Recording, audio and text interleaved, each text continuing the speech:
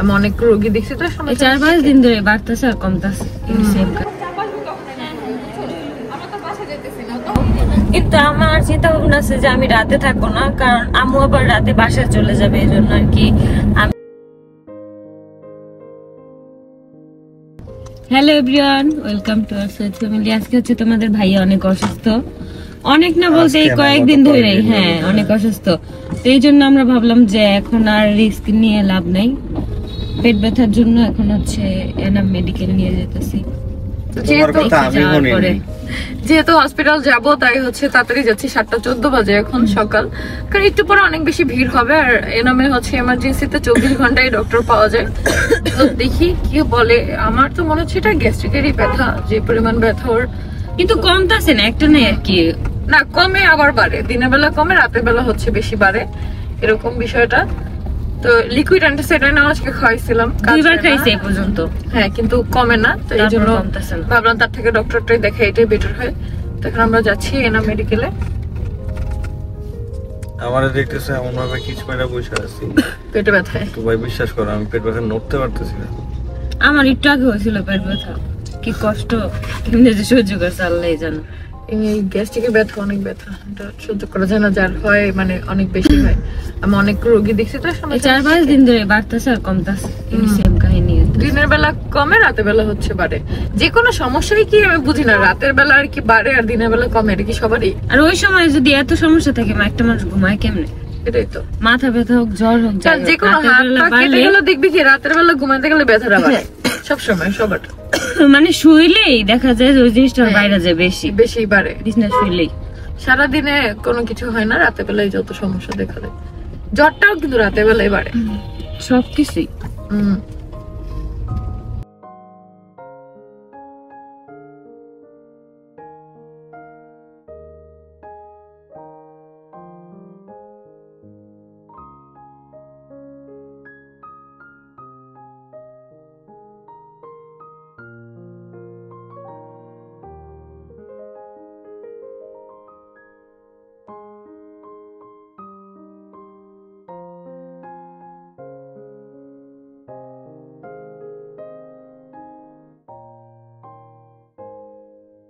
তো দেখতে দেখতে কিন্তু আমরা এনামে চলে আসছি। আর আজকে হাসতে হাসতে আসছি আমরা, কারণ আমরা বুঝি নাই যে কোনো বড় কিছু, কারণ তোমাদের ভাইয়ের গ্যাসের অনেক প্রবলেম আছে। তো ভাবছি যে এটা ওর গ্যাসের সমস্যা, আর ও যেহেতু বাড়ির ছোট ছেলে অনেক বেশি আদরের, তাই সামান্য কিছু হইলেও অনেক বেশি ভেঙে পড়ে আর অনেক বেশি আউ করে, এজন্য তেমন একটা গুরুত্ব আমি দেই না। বাট আজকে আসলে ওর অনেক বেশি কষ্ট হচ্ছিল, যেটা ডক্টরের কাছে আসার পরে জানতে পারছি। কিন্তু এই যে ভয়েস ওভারটা ওর সামনে দিচ্ছি, এটা শুনে ও আবার হাউমাউ শুরু করবে। আসলে ওর কিছুই হয় নাই, এগুলো কিছুই হয় না, সাথে সাথে ব্যাটকানো শুরু করেছে, ঠোঁট ব্যাটকাইতেছে এখনই, যেমন অনেক ব্যথা।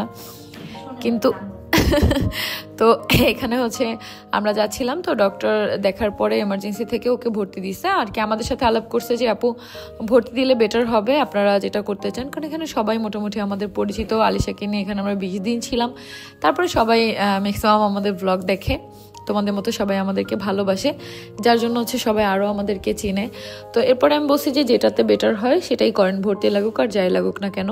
তো ভর্তি দিছে, এবং কারণ ফার্স্টে প্রাথমিক চিকিৎসা হিসাবে তারা যেটা করছে, অনেক ইঞ্জেকশন দিছে ওকে, ওর সাময়িক ব্যথাটা কমানোর চেষ্টা করছে, বাট কোনো কিছুতেই ওর ব্যথাটা কমে নাই, যার জন্য ভর্তি দিছে যে ট্রিটমেন্টটা ফলো আপে থাকলে বেটার হবে। আর অনেক অনেক টেস্ট দিছে, যেগুলো আস্তে আস্তে পালাক্রমে করতে হবে, যার জন্য বাসায় গেলেও ঝামেলা, যে আবার এসে টেস্ট করা একটা বাড়তি ঝামেলা, তার থেকে আমরা এখানে থেকেই টেস্টগুলো করাই। কিন্তু আসলে ঈদের আগে এরকম একটা কাহিনী আমাদের সাথে হবে এটা কখনোই বুঝি নাই। সকালবেলা কিন্তু আমরা একদম হাসতে হাসতে আসছি, বাট আজকে যে এনামে ভর্তি হতে হবে তোমাদের ভাইয়ের, এটা আমরা একদমই বুঝি না। আর আসলে অনেক বেশি কষ্ট হচ্ছিল, পেটে অনেক ব্যথা ছিল। তো ডক্টররা এখনো পর্যন্ত শিওর না যে ওর কী হয়েছে। ডক্টর যতটুকু আমারে বলছে আমাদেরকে যে ওর আল্লাহ না করুক কিডনিতে পাথর হওয়ার সম্ভাবনা থাকতে পারে, এটা কিন্তু এখনো শিওর না। আবার গ্যাস্ট্রিকের অনেক কোনো মেজর প্রবলেমও হতে পারে, এটা সব কিছুই টেস্টের পরে আমরা জানতে পারবো, যেগুলোর রিপোর্ট দিবে আগামীকালকে। তো নেক্সট ব্লগে অবশ্যই আমি তোমাদেরকে জানাই দিব যেটার। আজকে ভয়েস ওভার আমি দিচ্ছি সৈয়দ ফ্যামিলিতে, অবশ্যই তোমাদের কাছে নতুন লাগবে, যেহেতু সৈয়দ ফ্যামিলিতে ম্যাক্সিমাম টাইম তোমাদের আখি আপু দেয়, বাট আমি এডিট করে আমার কাছে ফোনটা ছিল তাই আমি ভয়েস ওভার দিয়ে আপলোড দিচ্ছি, কারণ অলরেডি 9:30 বেজে গেছে। আমি জানি না আপলোড দিতে দিতে এই ব্লগটা তোমরা কয়টায় দেখতেছো, একটু কমেন্ট করে জানাও রাত কয়টায় এই ব্লগটা আপলোড হয়েছে। কারণ এনাম মেডিকেলের সব কিছু ভালো হলো, ইন্টারনেট সার্ভিস একদমই ভালো না, এখানে ফোনে নেটই থাকে না টোটালি, মানে ফোনে নর্মাল কলের নেটই থাকে না, আর হচ্ছে ইন্টারনেটের তো বহুত দূরের কথা। তো এখানে মনটা অনেক বেশি খারাপ হয়ে যায় আমাদের, কারণ আমরা আসছিলাম যে জাস্ট ডক্টর দেখাবো, ওষুধ দিবে, ইঞ্জেকশন দিবে, আমরা বাসায় নিয়ে যাব, কিন্তু এখানে যে ভর্তি হতে হবে এটা আসলে আমরা কল্পনাও করি নাই। তোমরা সবাই তোমাদের ভাইয়াকে অনেক বেশি ভালোবাসো, তো অবশ্যই তোমাদের ভাইয়ার জন্য অনেক দোয়া করবা। আর যখনই জানতে পারছি যে ভর্তি দিছে, তখনই আমি বাসায় অলরেডি সবাইকে জানানো শুরু করছি, কারণ আমার ঘরে তো অনেকজনকে জানানোর দায়িত্ব। আমি ছোট আপুকে কল করছি, বাট যেহেতু সকালবেলা ছিল টাইমটা, তাই অনেকেই কল ধরতে পারে নাই। পরে তারা কল ব্যাক করার পরে বলে দিছি, এই যে দেখো আমি ফোনে কথা বলতেছিলাম, এখানে আমার আম্মুকে কল দিয়ে সবার আগে বলছি যে আম্মু তুমি বাসায় যাও, কারণ আলিশা আয়াস দুইজনই বাসায়, যদি ওর দাদি আসছে। তারপর হচ্ছে রিয়াকে কল দিছি, রিয়াকে আসতে বলছি, কারণ দুইটা বাচ্চা যেহেতু বেশি মানুষ থাকলে বেটার হবে। আমি অ্যাটলিস্ট টেনশন ফ্রি হচ্ছে হসপিটালে থাকতে পারবো, যে আমার মা, শাশুড়ি, তারপর রিয়া হচ্ছে বেবিদের কাছে আসছে, যেহেতু আমি আখি দুইজনই হসপিটালে। এই জন্য তো এখনো শিওর জানি না যে হসপিটালে রাতে কে থাকবো বা হচ্ছে কে বাসায় যাব। তারপরও বাসায় একজন যেতে হবে, যেহেতু বাবুরা বাসায় আসছে। তো এইদিকে অনেক বেশি দৌড়াদৌড়ি করতে হইতেছে, যেটা আমি আর সাইমন দুইজনই টোটালি করতেছি। কারণ দেখো হসপিটালে যারা এক্সপার্ট, যারা সব কিছু জানে, তাদেরকেই হচ্ছে দৌড়াদৌড়ি করতে হয়। আর এখানে এসেই সকালবেলায় একটা যেই কি বলবো ইমোশনাল একটা অ্যাটাক হয়েছে আমার, যেটা আসলে আমি ভুলতে পারতেছি না। একটা ছোট বাচ্চা, 3 মাসের একটা বাচ্চা, আমাদের আয়াসের বয়সী, ওকে নিয়ে আসছে। যখন তোমাদের ভাই এমার্জেন্সিতে ছিল, তখন ওই বাবুটা এমার্জেন্সিতে ছিল, তো ওকে সাথে সাথে হচ্ছে এনআইসিউতে রেফার করছে। তো আমি হচ্ছে বাচ্চাটাকে দেখে, আমি কোলে না নিয়ে পাইনি, দেখি ওর আম্মুর টোটালি হাত পা কাঁপতেছে। আমি ওকে কোলে নিয়ে অক্সিজেন লাগানো অবস্থায় এনআইসিউর সামনে নিয়ে গেছি। ওখানে যেহেতু আমাদের সব পরিচিত, তাই বলে দিছি যে আমার পেশেন্ট, আর ওনাদেরও এখানে পরিচিত লোক আছে। তো আমি এই কথাটা না ভুলতেই পারতেছি না, যে বাচ্চাটার নিঃশ্বাস নিতে এত কষ্ট হচ্ছিল, ওর অনেক বেশি ঠান্ডা লাগছে। তো এটা বুঝতে পারে না ওর আম্মু যে ওর ঠান্ডা লাগছে, এই জন্য ওর অনেক বেশি কষ্ট হচ্ছিল, নিঃশ্বাসই নিতে পারতেছিল না অক্সিজেন ছাড়া, যার জন্য সাথে সাথে ওকে এনআইসিউতে রেফার করছে। বাট ওর আম্মু যখন জানতে পারছে বাচ্চাটা তার থেকে দূরে থাকবে, অনেক ভেঙে পড়ছে, যেটা স্বাভাবিক, প্রতিটা মা এরকমই হবে। তারপরে আমি যতটুকু পারছি সান্ত্বনা দিয়ে তারপরে আসছি, যাতে কষ্ট না পায়। এদিকে আবার দৌড়িয়ে তোমাদের ভাইয়ের কাছে আসছি যে ওর কি অবস্থা। এসেই জানতে পারি যে আমার হাজব্যান্ডকে ভর্তি দিছে, মানে উপরে একটা শকিং নিউজ দেখে আবার এসে শুনি যে তোমাদের ভাইয়াকেও ভর্তি দিয়ে দিছে। তো আসলে আল্লাহ যা করে ভালোর জন্য করে, আমি মনে করি এটাও আল্লাহ হয়তো বা কোনো ভালোর জন্য করছে। সবাই প্লিজ তোমাদের ভাইয়ের জন্য দোয়া করবা। আর এরপরে আরেকটা কাহিনী ঘটে, যেটা হচ্ছে যখন তোমাদের ভাইকে এক্সরে করতে নিয়ে যাই, তখন একটা হচ্ছে ভ্যান ড্রাইভার, যিনি হচ্ছে ট্রাকের সাথে সংঘর্ষ হয়েছে। একটা পার পুরাই খারাপ অবস্থা, সেটা আমি না বলি, আঙ্গুল টাঙ্গুল পুরাই নাই। তো উনি এক্সরে করবে দাঁড়ায় ছিল, তো অনেকক্ষণ মানে বসেছিল আর কি, ও হচ্ছে সিটে শোয়ানো ছিল, ওনার শ্বশুর পাশে কান্না করতেছিল। আমি না এগুলো দেখে কখনো চুপ থাকতে পারি না। তো তোমাদের ভাইয়ের কাছে হচ্ছে সাইমনকে দাঁড়া করে রেখা আমি চলে যাই তার কাছে, যে এখানে কী সমস্যা হয়েছে, এই পেশেন্টটা এত কান্না করতেছে, কি হয়েছে। পরে যেয়ে দেখি যে আসলে এক্সরে রুমে অন্য একজন ছিল, যার জন্য তার এক্সরেটা করতে পারে না। পরে আমি এক পর্যায়ে অনেকটা রাগ করি যে সে একটা এমার্জেন্সি পেশেন্ট, যে ভিতরে আছে সে কিন্তু এমার্জেন্সি না, তাতে একটু পরে করলেও চলে। সে অনেক কষ্ট পাচ্ছে, কারণ এক্সরে করার পরে তারা এখনও অনেক টেস্ট করা বাকি আছে। টেস্টগুলো করার পরে আবার হচ্ছে তাকে অপারেশন থিয়েটারে নিতে হবে, পায়ে কী করতে হবে না করতে হবে সব কিছু দেখতে হবে। তো এই সব কিছু মিলে আমি অনেকটা কষ্ট পাচ্ছিলাম, তাই বলি যে ওনাকে আগে তাড়াতাড়ি আপনারা এক্সরে রুমে নেন, ওনার এক্সরেটা করেন, তারপর অন্য মানুষেরটা। আর সাথে সাথে ওনার শ্বশুরকে অনেক কিছু বুঝায় আসছি, কারণ উনি এত কান্না করতেছিল, বারবারই বলতেছিল যে আল্লাহ তুমি আমার মেয়ে জামাইকে এই অবস্থায় না ফেলায় আমাকে এই অবস্থায় ফেলাইতা, তাহলে আমার কোনো কষ্ট থাকতো না, আমার একমাত্র মেয়ের জামাই। তো অনেক কান্নাকাটি করতেছিল। আমি ওনাকে বুঝেছি যে আপনি যদি ভেঙে পড়েন, আপনার মেয়ে জামাই আরও বেশি ভেঙে পড়বে, আপনি আপনার মেয়েকে তাড়াতাড়ি আনেন। তো এরপরে উনি হচ্ছে ওনার মেয়েকে আনানোর ব্যবস্থা করে। ওনার মেয়ে আবার গার্মেন্টসে জব করে, তো ওইখানে মানুষ পাঠায় যে ও একা আসতে পারবে না, ওইগুলো শুনলে স্ট্রোক করবে। মানে বাবার এত ভালোবাসা মেয়ের প্রতি, জামাইয়ের প্রতি দেখে আমি আসলে মুগ্ধ। কিন্তু আমার অনেক কষ্ট লাগছে তার কান্না দেখে। তার ফোন নাম্বারটা আমরা নিয়ে আসছি, তার সাথে যোগাযোগ করবো এবং বলছি ভালো মন্দ যে কোনো সিচুয়েশনে একটা কল দিয়ে ইনশাল্লাহ পাশে আসি। তো এই সব কিছুর মধ্যে না আমি একটা জিনিস বুঝতে পারছি, যে প্রত্যেকটা মানুষের জীবনে একটা লক্ষ্য থাকে না। আমার জীবনে আমি কি করে শান্তি পাই, আমার কোন কাজটায় আমার মানসিকভাবে শান্তি দেয় জানো, যেটা হচ্ছে হসপিটালে যখন কোনো মানুষের হেল্প করি। যেমন সবাই কিন্তু সব কিছু বুঝে না, অনেকেই আছে যারা ধরো একটু নিম্নবিত্ত, হসপিটালে এসে একটা স্টাফের সাথে কথা বলতেও কিন্তু ভয় পায়, যে কি বলবে না বলবে, যে কোনো সমস্যা। তো এইটা নিয়ে আমি অনেক ভাবলাম যে সবাই আসলে খোলামেলাভাবে বলতে পারে না, আবার অনেক মানুষের ফিনান্সিয়াল হেল্প দরকার হয়। আসলে এই হেল্পগুলো করেই আমি অনেকটা বেশি শান্তি পাই। আমি এর আগেও অনেকবার হসপিটালে অনেক মানুষের হেল্প করছি, কান্নার সময় মানসিকভাবে একটা সাহস দিছি। আসলে আমি মনে করি কি যে একটা মানুষের খারাপ সময় মানসিকভাবে পাশে থাকাটাও অনেক কিছু, অনেক সময় থাকে না কেউ, তারপরে একটা সাহস দেওয়া যে আমি আছি আল্লাহর পরে, এই কথাটাও না একটা মানুষকে অনেকটা সাহস দেয়, যেটা আমি মনে করি। তো এই কাজটাই না আমি আসলে মানসিকভাবে শান্তি পাই, আমার নিজের স্যাটিসফ্যাকশন পাই, যেটা আমি আজকে বুঝতে পারছি। লাস্ট অনেকদিন যাবতই আমি এই কাজটা করছি হসপিটালে এসে। কার কি প্রবলেম, কোন বাচ্চার কি প্রবলেম, কোন বাচ্চার মা কান্না করতেছে তাকে একটু সাহস দেয়া, কে মারা গেল তার বাসায় একটু সাহস দেয়া, এরকম অনেক কিছু। তো আমি এটাই বুঝতে পারছি যে আসলে এই জিনিসটাই আমার শান্তি। হয়তোবা আমার নার্স হওয়া উচিত ছিল, বাট কপালে ছিল না, তাই আমি হতে পারিনি। তারপরেও চেষ্টা করব মানুষের সেবা করার, ইনশাআল্লাহ। তোমাদের ভাইয়া, আমি যখন ওর সাথে এই কথাটা বলছি তখন ও বলছে যে তোমার কোনো ইচ্ছা তো অপূর্ণ রাখি নেই, এই কাজটা করে যেহেতু তুমি শান্তি পাও, তাহলে আমরা এমন কোনো সিস্টেম করব যাতে হসপিটালের জন্য কোনো একটা কি বলবো ফান্ড করতে পারি, যে আমরা সবাই মিলে আমরা টাকা আমাদের বাসায় প্রতি মাসে সেভিংস করব, যে এটা আমরা হসপিটালের যে পেশেন্টগুলো নিডি তাদেরকে হেল্প করব। এই অ্যামাউন্টটা যারা মনে করো খুবই অসহায় তাদেরকে হেল্প করব। তো আগে তোমাদের ভাইয়া সুস্থ হোক, ঈদটা যাক, দেখি তারপরে কি শুরু করতে পারি আর কি। তো এখন হইতেছে আম্মুকে আনতে যেতেছি, যেহেতু আমরা আজকে হসপিটালে থাকবো। কিন্তু আমার চিন্তা ভাবনা আছে যে আমি রাতে থাকবো না, কারণ আম্মু আবার রাতে বাসায় চলে যাবে, এই জন্য আর কি আমি বাসায় থাকবো।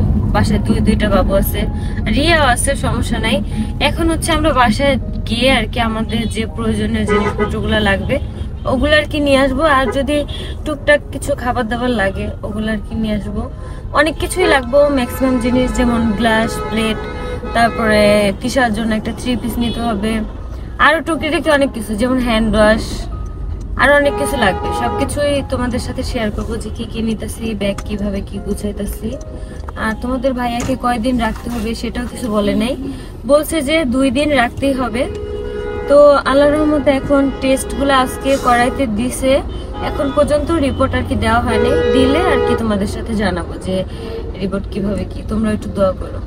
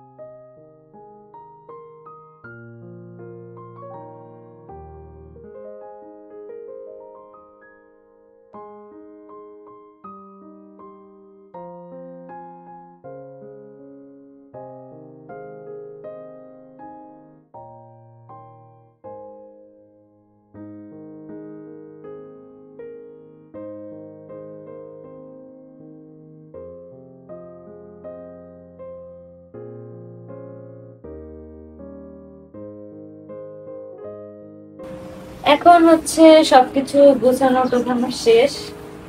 প্লেট নিছি 2টা, বাটি একটা, তারপর গ্লাস একটা, মানে যেটা আর কি 2 দিন বা 3 দিনের জন্য প্রয়োজন ওগুলো আর কি নিছি। আর বাদ বাকি সবকিছুই গোছানো হচ্ছে, যেমন হ্যান্ড ওয়াশ, তারপর ভিম লিকুইড, একটা থালা বাসন মাজার জন্য একটা, মানে কি বলো এটা জানিও না। আর এখন আমি রেডি হইয়া তারপর একসাথে বের হবো। ও আবার এর মধ্যে একটু দোকানেও যাব, মানে মুরগি দোকানে কিছু মানে বিস্কিট, তারপর চকলেট, কেক, এগুলো আর কি হাবি যাবি আর কি কিছু কেনাকাটা করবো। তো ওইটার জন্য আর কি এখন যাবো। আরে রেডি আছো? চলায় ওঠ ওঠ ওঠ ওঠ, সবকিছু শেষ। আর আমাদের যেহেতু ওইখানে ফোন চার্জ দেওয়া লাগবে, এই জন্য অনেক অনেক চার্জার আছে এখানে, অনেকগুলো চার্জার। 2 ঘন্টা ঘুমাবো, 2 ঘন্টা পরে ঘুমাবো, 2 ঘন্টা পরে গেম খেলবো, তারপর আমি ইউটিউব দেখে ড্রাইভিং কেমন করে শিখে তারপর নিয়ে যেতেছি।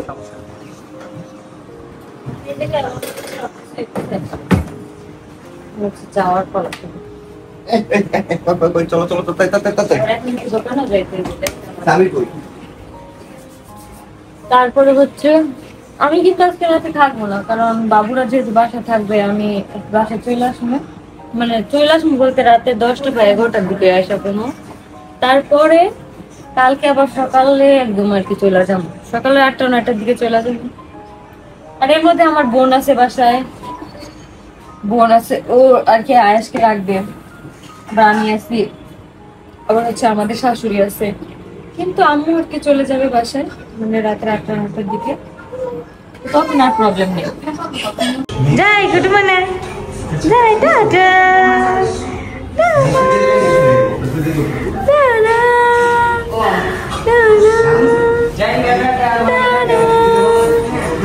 ঠোঁটে নিয়ে গেছে এককালে। আবার একটা চুম্মা চোখে, আবার একটা চুম্মা নাকে।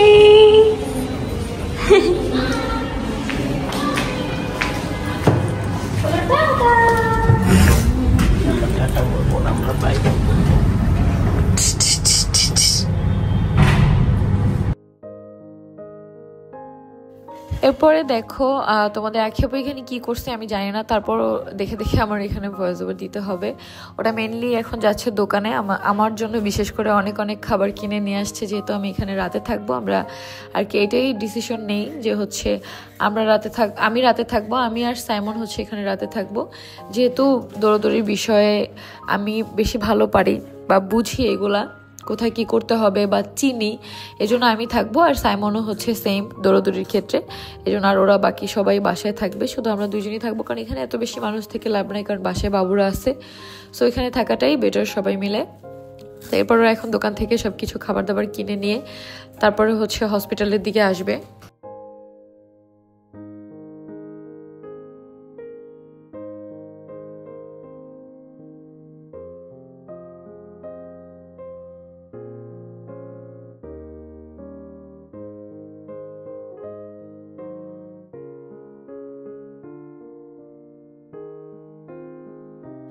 আমার একদমই হসপিটালে থাকতে ভালো লাগে না, কিন্তু তারপরে যেহেতু তোমাদের ভাই অসুস্থতায় থাকতে হবে, কারণ হসপিটালে আসলে একটা হাহাকার, এই মানুষজনের কত সমস্যা, কত ছোট ছোট বাচ্চারা কষ্ট পাচ্ছে, তারপর আবার কত মানুষ অ্যাক্সিডেন্ট করে, কত মর্মান্তিক ঘটনা ঘটে, মানে এগুলো দেখে না আসলে সহ্য করতে পারি না।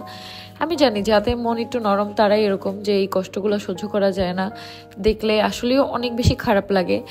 এই হসপিটালে আসলেই আমার একদম দম বন্ধ হয়ে যায়, কিন্তু তারপরও বারবার এনা মেডিকেলে ঘুরে ফিরে আমাদের আসতে হয়। তারপর আল্লাহ যা করে ভালোর জন্য করে, ইনশাল্লাহ তোমাদের ভাইয়া অতি দ্রুত সুস্থ হয়ে যাক, সেটাই বলি। তোমরাও সবাই দোয়া করো, আর অবশ্যই যারা আমাদের চ্যানেল নতুন আসছো আমাদের চ্যানেলটা সাবস্ক্রাইব করে দিও। আর অবশ্যই অবশ্যই অবশ্যই যারা সকালে টিয়ার ব্লগটা দেখো না, যে দেখে আসতে পারো। আর একটা কথা, যে আমাদের ছেলে মেয়ে দুইটার না একটা ভাগ্য। আলিশারও 100 ডে করা হয়েছে প্রায় 2-3 দিন পরে, আর আয়াসেরও কিন্তু আজকে ছিল 100 ডে। আমরা কেক অর্ডার দিয়ে রাখছি, সব কিছু অ্যারেঞ্জমেন্ট করে রাখছি, আমরা কি পরবো, কিভাবে রেডি হবো, সব কিছু, ক্যামেরা রেডি। বাট আজকে আমরা করতে পারলাম না, কারণ আয়াসের বাবা হসপিটালে ভর্তি। তো আমরা কেকটা ফ্রিজে রেখে দিতে বলছি প্রভাকে, মানে হচ্ছে আরিফের বউ মামিকে, ও হচ্ছে ফ্রিজে রেখে দিচ্ছে। আমরা বাসায় যেদিন তোমাদের ভাইয়াকে সুস্থ করে নিয়ে যেতে পারবো, তারপরে ইনশাআল্লাহ 100 ডেটা আমরা সুন্দরভাবে সেলিব্রেশন করবো। বাট আলিশার সময়ও কেন জানি এরকম, আলিশার সময় ভুলে গেছিলাম যে ওর 100 দিন কবে হয়েছে, যার জন্য হচ্ছে 3-4 দিন পরে ওর দাদির বার্থডের সাথে একসাথে করা হয়েছিল। আর আয়াসের এখন কারো বার্থডে নাই, বাট ওরটাই হচ্ছে করা হবে একটু লেট করে, যেহেতু ওর বাবা এখন হসপিটালে, এখন বাবা হসপিটালে রেখে তো আর ছেলের 100 ডে সেলিব্রেশন করা যায় না। তারপর আমরা সব কিছু রেডি করে রাখছি, ইনশাল্লাহ তোমাদের ভাইয়াকে সুস্থ করে বাসায় নিয়ে যেয়ে তারপর হচ্ছে আমরা ভালো করে সবাই অনেক বেশি মজা করব। আর রোজা তো প্রায় শেষের দিকে, তো সবার জন্য অনেক দোয়া থাকবে। কিন্তু এবার রোজার মাসটা অনেক দ্রুত চলে গেল। আর এখানে দেখো ব্যাগডালা ভর্তি কত কিছু নিয়ে আসতেছে তোমাদের আখি আপু আমাদের জন্য, মানে খাবার মনে হয় না দোকানে কোনোটা বাদ রাখছে, এত খাবার কে খাবে, হসপিটালে থাকলে ভাই আবার খাবারের রুচি থাকে নাকি, তারপরে নিয়ে আসছে।